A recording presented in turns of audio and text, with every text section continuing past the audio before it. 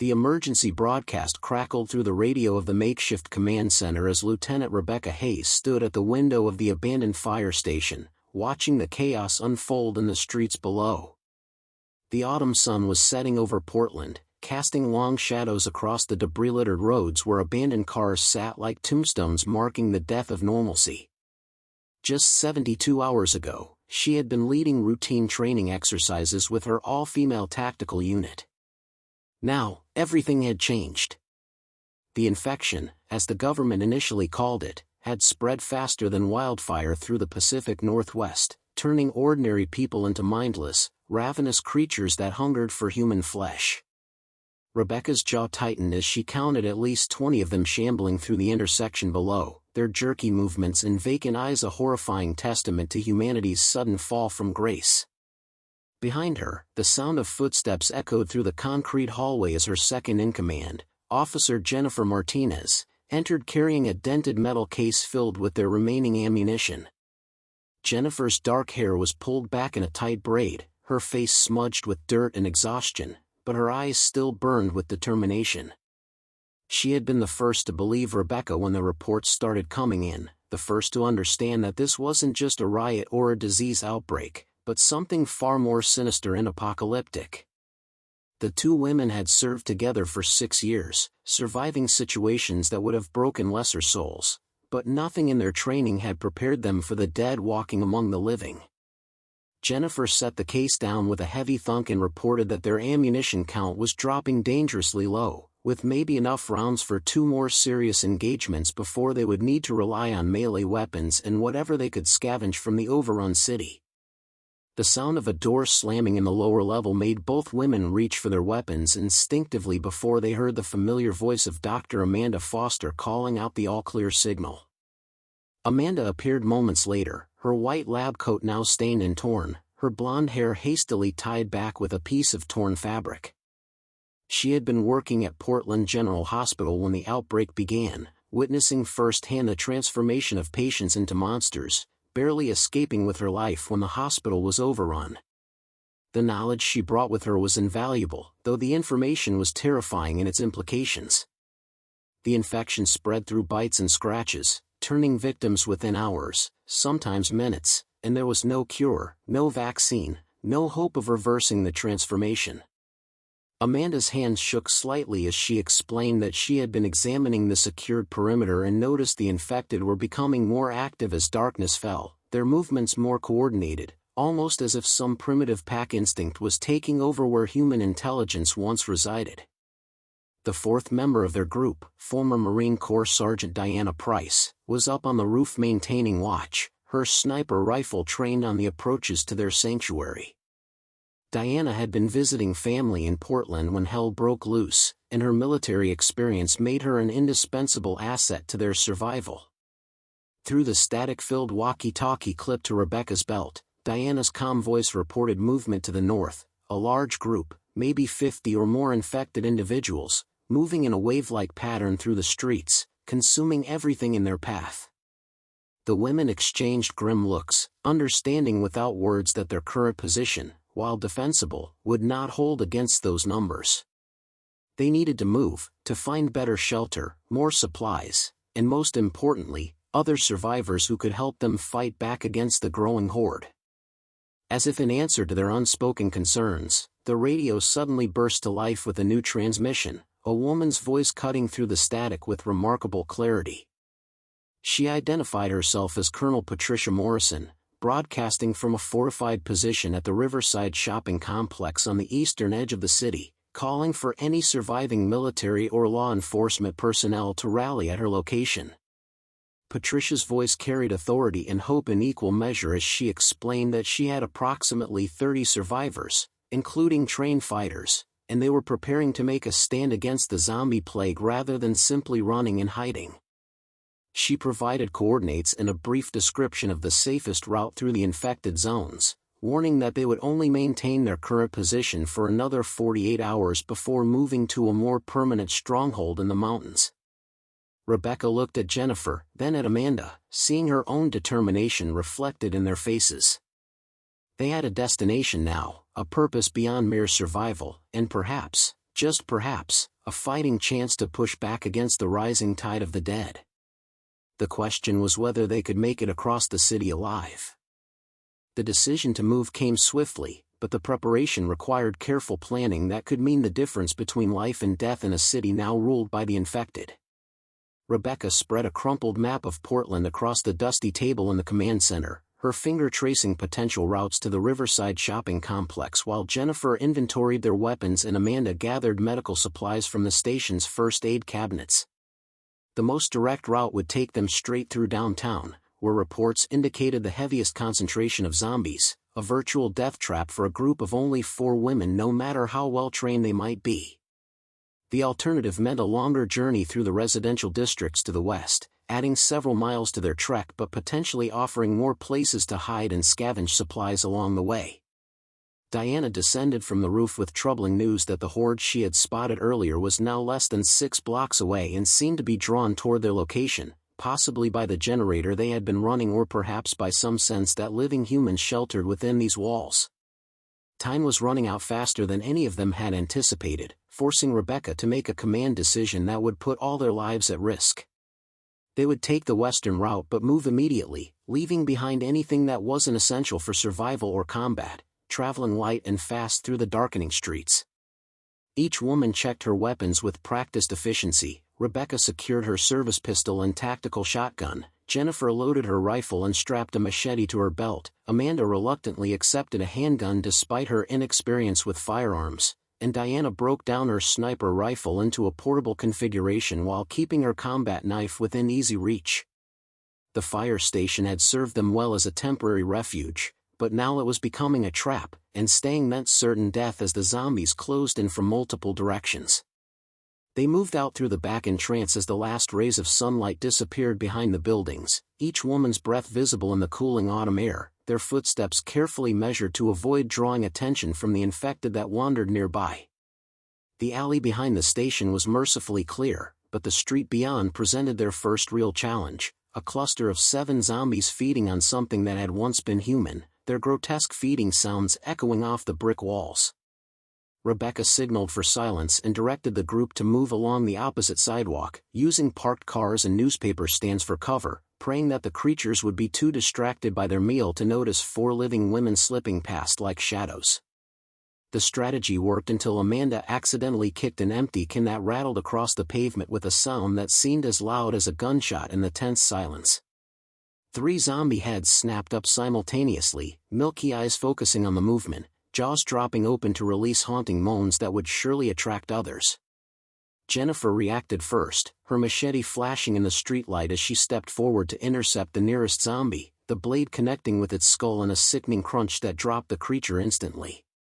Diana moved with lethal precision, her knife finding the temple of the second zombie before it could close the distance, while Rebecca fired a single suppressed round through the eye socket of the third, the specialized weapon they had found in the station's armory proving its worth. The remaining 4 zombies at the feeding site now stumbled toward them with increasing speed, their moans growing louder and more insistent, creating a terrible chorus that Rebecca knew would draw every infected creature within hearing distance. The women ran, abandoning stealth for speed, their boots pounding the pavement as they raced toward the residential district 3 blocks away, the sounds of shambling footsteps and inhuman wailing growing behind them like a wave of death. They ducked into a narrow passage between 2 apartment buildings, pressing themselves against the cold brick walls as a mass of zombies flowed past the entrance like a river of rotting flesh, drawn by the commotion but not yet aware of exactly where their prey had gone. Amanda's breathing came in short, panicked gasps until Jennifer placed a steadying hand on her shoulder, silently reminding her that noise could kill them all. They waited in the darkness for what felt like hours but was likely only 15 minutes, until the main group of infected had passed and the immediate danger had subsided. When they finally emerged, the street was littered with dozens of zombies spread out in a loose search pattern, making it impossible to proceed without engaging in combat. Rebecca checked her watch and calculated that at this rate, reaching the Riverside shopping complex before Colonel Morrison's deadline would require them to move faster, take bigger risks, and fight harder than any of them had since this nightmare began, but there was no other choice because staying in the open meant becoming the hunted. The residential neighborhood offered temporary shelter in the form of a two-story house with a broken window that provided access without forcing them to break down doors and create noise. Rebecca led the team inside, weapons raised and senses alert, clearing each room with military precision while Diana covered the stairs and Jennifer watched their backs. The house appeared undisturbed since its occupants had fled or died, with family photographs still hanging on walls and a half-eaten breakfast rotting on the kitchen table, a frozen moment in time from before the world ended. They secured the entrances and gathered in the living room where Amanda finally allowed herself to collapse onto a dust-covered sofa, her hands still trembling from their close encounter with the Horde. Rebecca knew they couldn't stay long, maybe an hour or two at most, just enough time to catch their breath, redistribute their supplies, and plan the next phase of their journey to Colonel Morrison's stronghold. While Jennifer kept watch at the front window, Diana discovered something unexpected in the garage, a large SUV with half a tank of gas and keys still in the ignition. The vehicle represented a gamble that could either save their lives or doom them completely, because while it would cut their travel time dramatically, the engine noise would attract every zombie within a mile radius, turning their journey into a high-speed gauntlet through infected territory. Rebecca weighed the options carefully, considering that they had already been spotted once and the element of stealth was partially compromised, while the clock continued ticking toward Colonel Morrison's 48-hour deadline. Amanda argued for taking the vehicle, pointing out that her medical supplies were heavy and slowing them down, and that traveling on foot through miles of zombie-infested streets was ultimately more dangerous than a quick dash in a protected vehicle. Diana supported the plan but suggested they prepare the SUV for combat, reinforcing the windows and creating firing ports that would allow them to defend themselves while moving. The next 30 minutes became a frenzied workshop session as the women gathered materials from around the house and garage to fortify their escape vehicle. They duct-taped thick blankets and couch cushions to the windows to prevent zombies from smashing through the glass, created small openings for weapons, and cleared the cargo area to maximize space for movement and supplies. Jennifer discovered a toolbox containing a nail gun and several cans of spray paint, which gave her an idea for an early warning system. They could mark safe houses and danger zones as they traveled, leaving information for other survivors who might be trying to reach the same destination. Rebecca approved the plan, recognizing that survival in this new world would depend on cooperation and communication between scattered groups of humans fighting against overwhelming odds. As they worked, Amanda noticed something disturbing through the garage window. Zombies were beginning to gather in the street outside, not in large numbers yet, but enough to suggest that their presence in the house had been detected or that the infected were following some pattern that drew them through this neighborhood. The time for debate had ended, and Rebecca made the call to move immediately before they became trapped inside the house with no escape route. They loaded into the SUV with practiced efficiency, Diana in the passenger seat with her rifle ready, Jennifer in the back with firing ports on both sides, and Amanda in the cargo area preparing to pass ammunition and supplies forward as needed. Rebecca took the driver's seat, her hands gripping the steering wheel as she offered a silent prayer to whatever powers might still be listening in a world gone mad. The engine roared to life with a sound that seemed deafening after hours of enforced silence, and immediately the zombies in the street turned toward the garage with terrifying focus, their moans rising in pitch and intensity. Rebecca hit the garage door opener and slammed her foot on the accelerator before the door had fully raised, the SUV bursting into the street like a battering ram, scattering the nearest zombies and crushing at least two beneath its reinforced bumper. The street ahead was a nightmare obstacle course of abandoned vehicles, wandering infected, and debris from the social collapse that had happened so quickly. Rebecca drove with controlled aggression, swerving around the largest obstacles while using the SUV's mass to push through smaller barriers, the vehicle shuddering with each impact against zombie bodies or debris. Jennifer called out directions from the back, reading from the map and identifying the clearest routes toward the eastern edge of the city, while Diana fired controlled bursts through her window port whenever clusters of zombies threatened to block their path completely. The engine's roar had indeed attracted attention, and Rebecca could see in her mirrors that a wave of infected was flowing into the street behind them, chasing the vehicle with relentless hunger, growing in number with each block they traveled, a tsunami of death that threatened to overwhelm them if they stopped for even a moment. The SUV barreled through intersections at dangerous speeds, each turn bringing new horrors into view as the full scope of Portland's collapse became apparent through the fortified windows. Entire blocks were engulfed in flames from fires that had burned unchecked for days, while other streets were so packed with abandoned vehicles that Rebecca had to mount sidewalks and plow through storefront displays to maintain their momentum. The fuel gauge was dropping faster than she had hoped, the heavy fortifications and constant acceleration consuming gas at an alarming rate, and she calculated they had maybe 10 miles of range left before the tank ran dry. Diana studied the map with a flashlight clenched between her teeth, her finger tracing their route to the Riverside shopping complex, when she suddenly announced that they faced a critical problem. The most direct route required crossing the Morrison Bridge, and there was no guarantee the bridge would be passable or even safe from collapse given the chaos of the evacuation. They had no choice but to risk it because the alternative routes would consume more fuel than they possessed, leaving them stranded in infected territory with no protection and diminishing ammunition.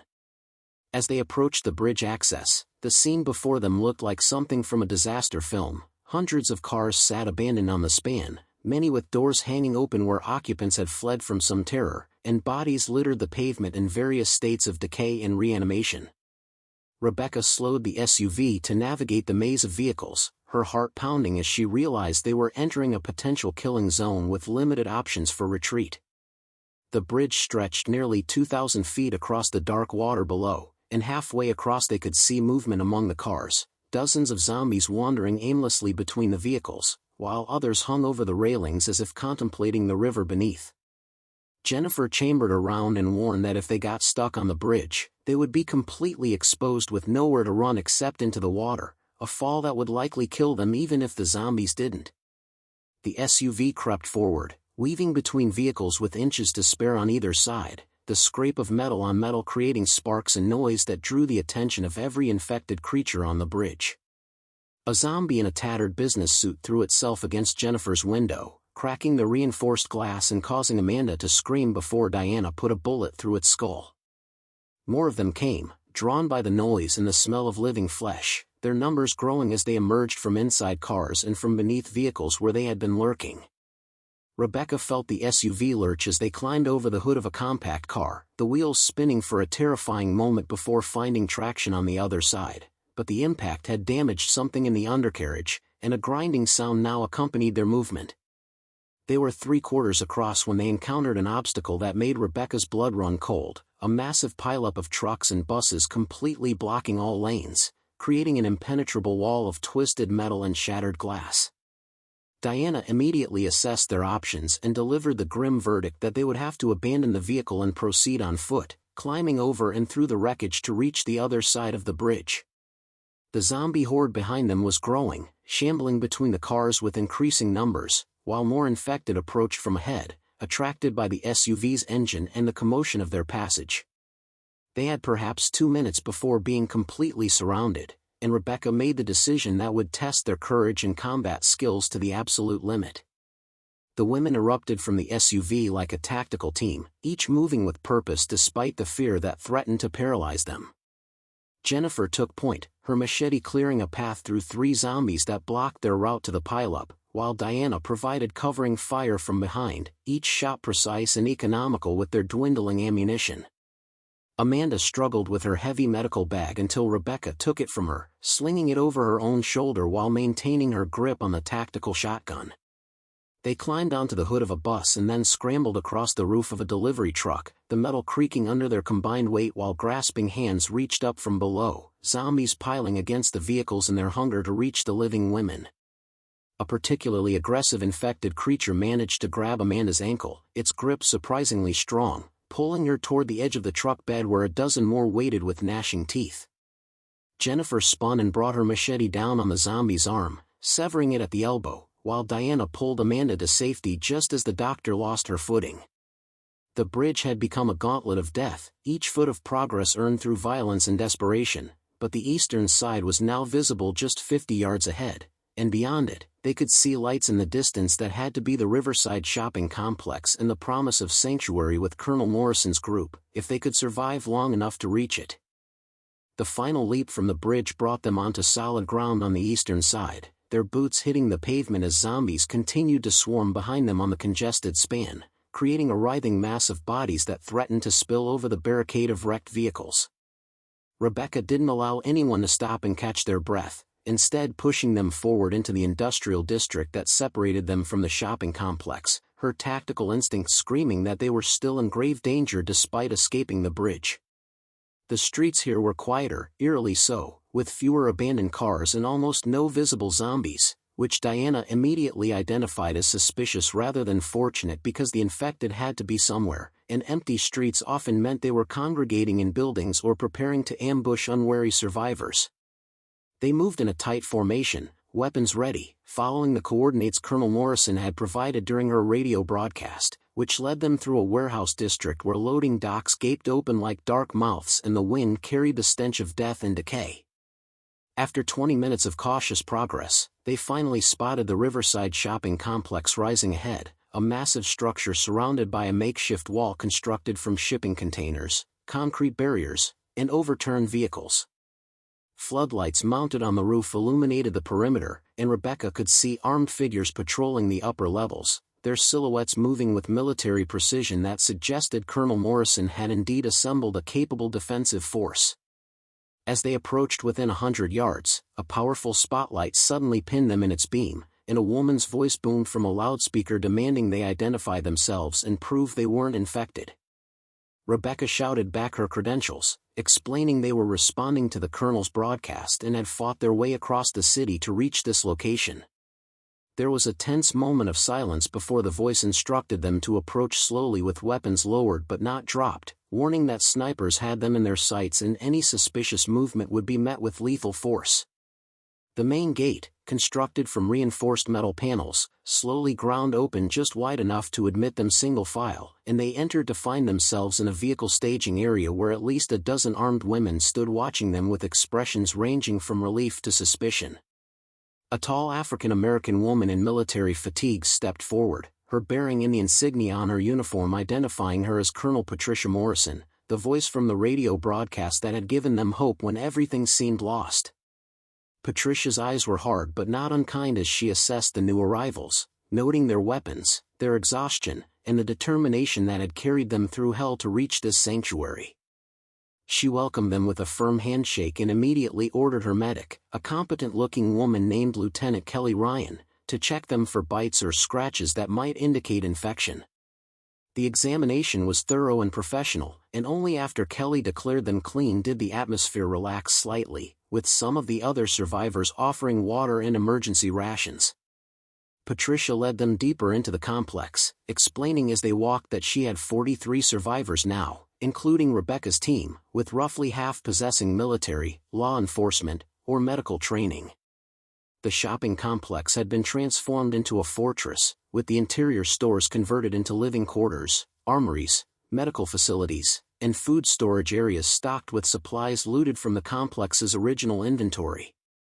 However, Patricia's expression grew grave as she revealed the true reason for her radio broadcast and the urgent timeline she had mentioned. Her scouts had discovered that a massive horde, numbering in the thousands, was moving toward their location from the city center, drawn by the lights and activity that made the complex a beacon in the darkness.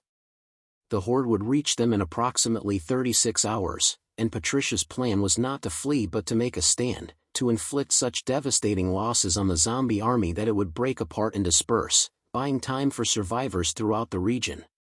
She needed every trained fighter she could gather because the alternative was to abandon the complex and retreat to the mountains where they would spend the winter struggling to survive with inadequate supplies and shelter. Rebecca exchanged glances with her team, seeing her own thoughts reflected in their faces. They had just survived a harrowing journey through zombie-infested streets, across a bridge of nightmares, and into what they hoped would be sanctuary, only to discover they had arrived just in time for the ultimate battle.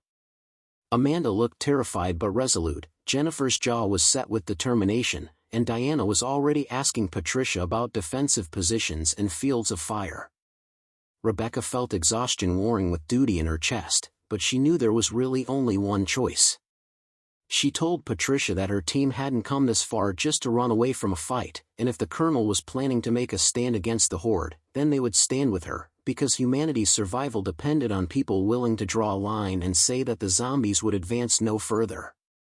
Patricia smiled for the first time, a fierce expression that spoke of battles yet to come, and welcomed them to what she called Operation Last Stand, the defense that would determine whether humans remained masters of their world or became extinct beneath a wave of the walking dead.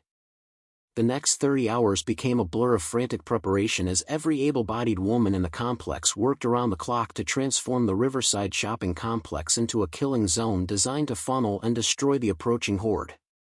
Rebecca found herself assigned to defensive planning alongside Patricia and a brilliant tactical officer named Captain Nicole Stevens, who had served 3 tours overseas before the outbreak and possessed an encyclopedic knowledge of defensive fortifications and zombie behavior patterns.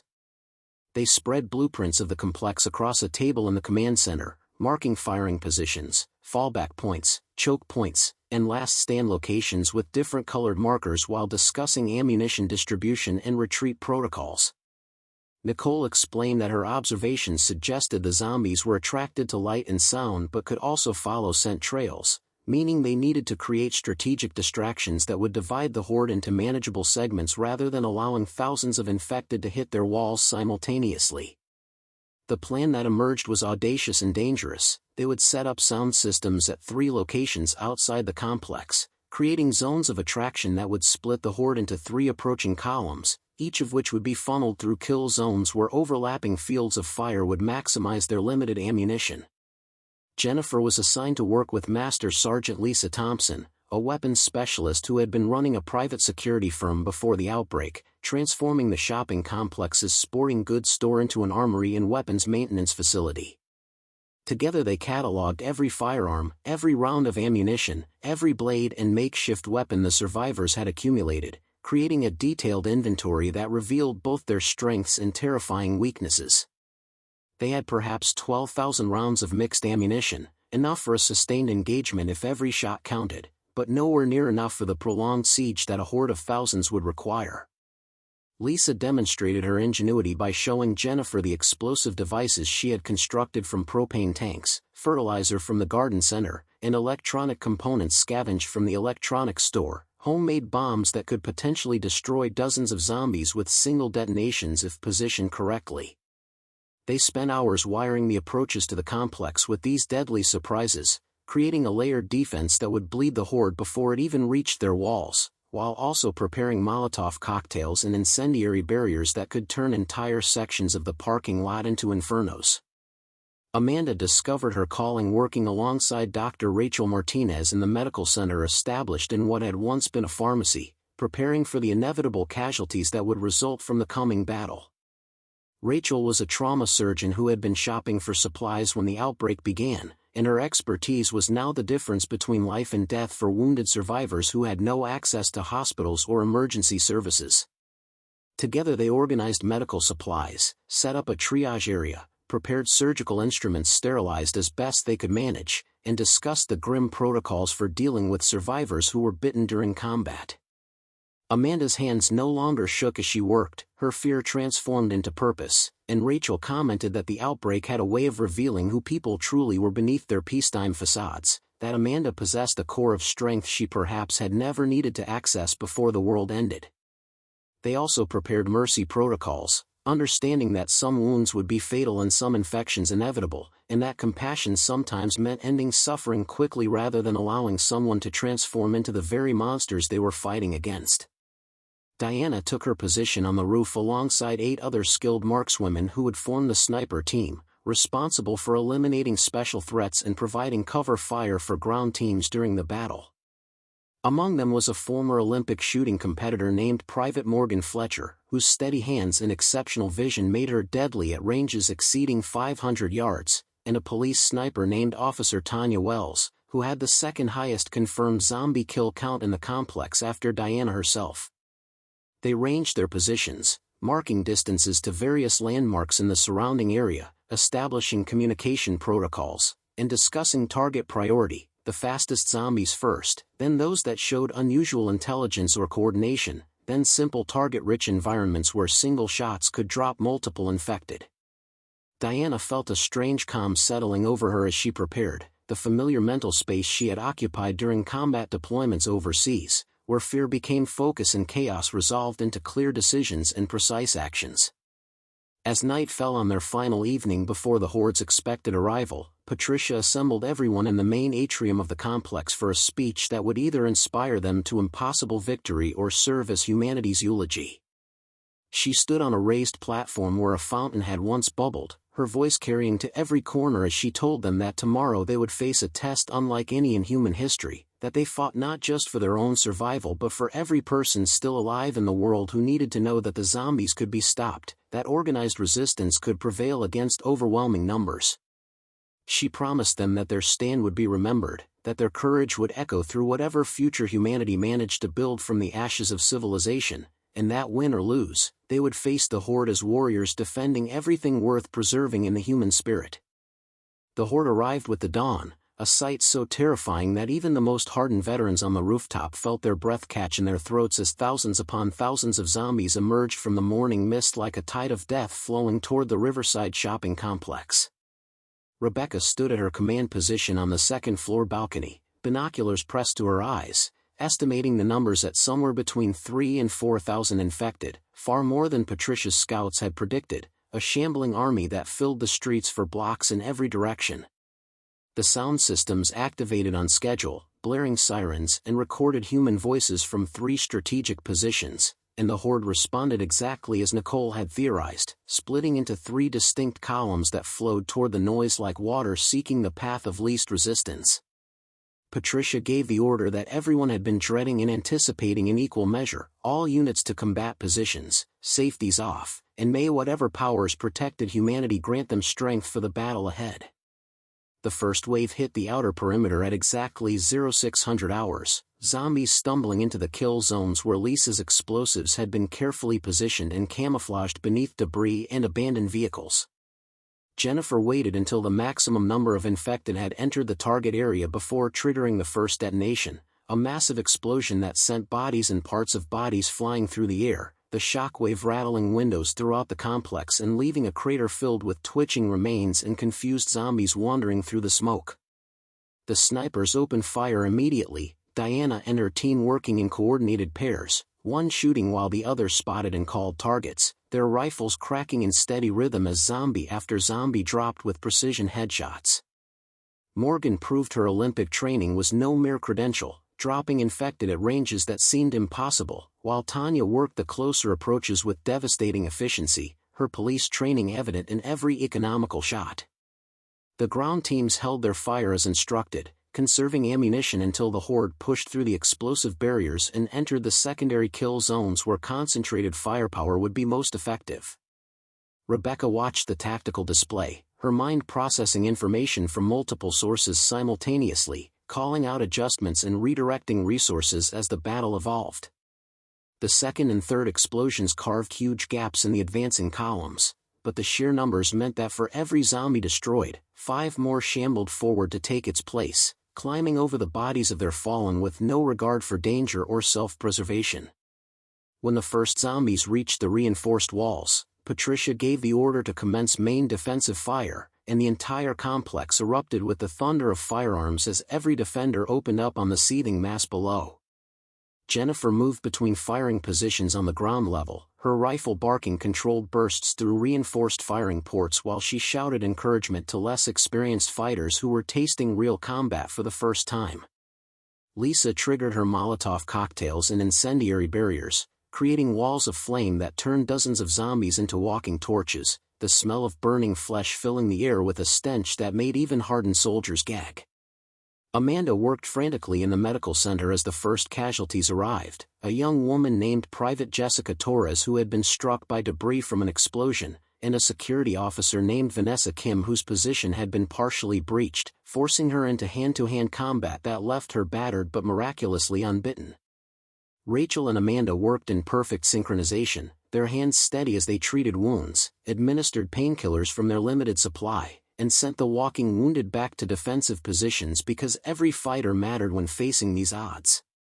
The battle raged for 6 hours straight, the sun climbing higher as ammunition dwindled and exhaustion began to take its toll on the defenders. Diana's shoulder ached from the rifle's recoil, her fingers were raw from working the bolt action, but she never stopped firing, never stopped eliminating threats with the cold precision that kept her sisters in arms alive below.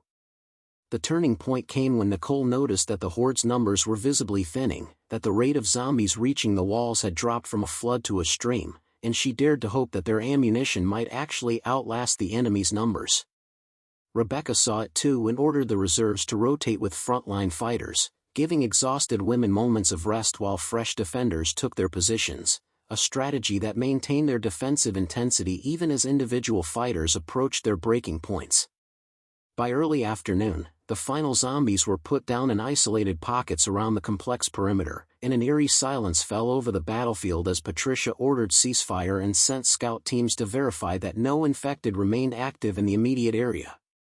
The parking lot had been transformed into a nightmare landscape of thousands of bodies, spent shell casings that glittered like brass snow, and scorch marks from the fires that had consumed entire sections of the Horde.